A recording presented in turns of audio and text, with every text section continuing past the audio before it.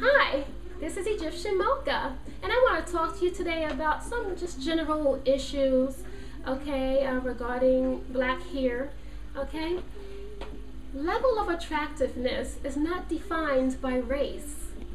It is an individual thing. Now, if you generally prefer certain features over others, that is another matter. You see, I wouldn't change my looks to be a less than attractive person of another race just to avoid being black. And attractive or not, I wouldn't change being black. It is emotionally unhealthy to live off our non-black ancestors in order to validate ourselves.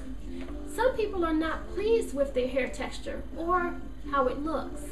So out of nowhere, they will bring up the fact that their mother is half of something other than black, not saying once that they themselves are 1/4 of that very thing, softens the blow and causes distance between them and the message that they are actually trying to convey to you. People, in the end, you still have to deal with who you physically turned out to be. Stop getting offended by people that see negative traits in themselves and assume that you are just like them. The fact of the matter is, if that mixture in you was apparent, you probably would not have to explain your mixed ancestry. So that means you do look like them, or a lot like them. But if you want to correct that person that says, "How do you comb your hair?" just say, "Touch it." And then tell them that you use a wide tooth comb and products that have conditioning properties, or not.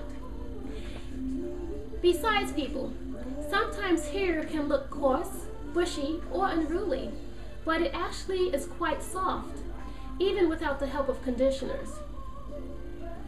Some people can't actually share your pain, or perhaps do not view this natural hair maintenance as a burden, although they are black.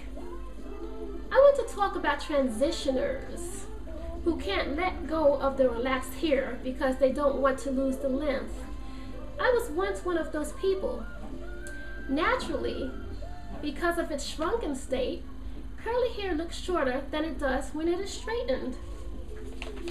I thought my hair grew reasonably fast, and I could tell this by how often I required another relaxer, as well as the length that my DNA allowed me before shedding and hair replacement took place.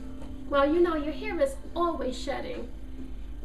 One grows in to full capacity or almost full capacity, while a long strand drops out. That's why you never go bald. When you are a transitioner, you don't usually take care of your hair as well as you would if it stood alone.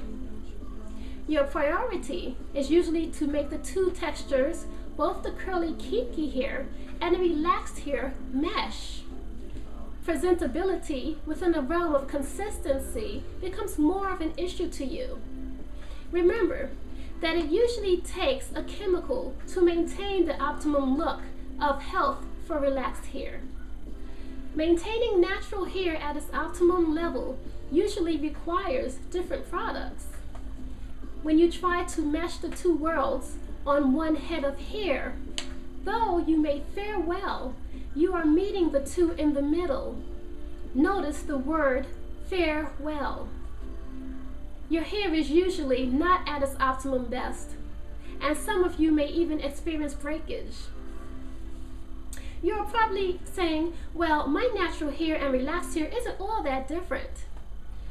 People have actually said that about my hair when I was transitioning, or I would say that I need a touch-up. The truth is that if I felt that way about my hair, then maybe I would have reconsidered going through the trouble of getting a relaxer. It just goes to show you that we don't think highly of textured hair of any degree. Also, it shows that relaxers are not so much about hair texture as it is about getting rid of that curl pattern that ties us to ethnicity. We don't mind curls as long as we can straighten it out and reformat it into the type of curls that we consider acceptable to us and to the world. That is where the hot curling iron comes in. When I was a transitioner, the relaxed part of my hair was a burden.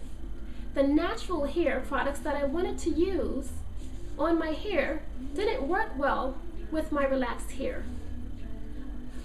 Okay, the glory of KCC.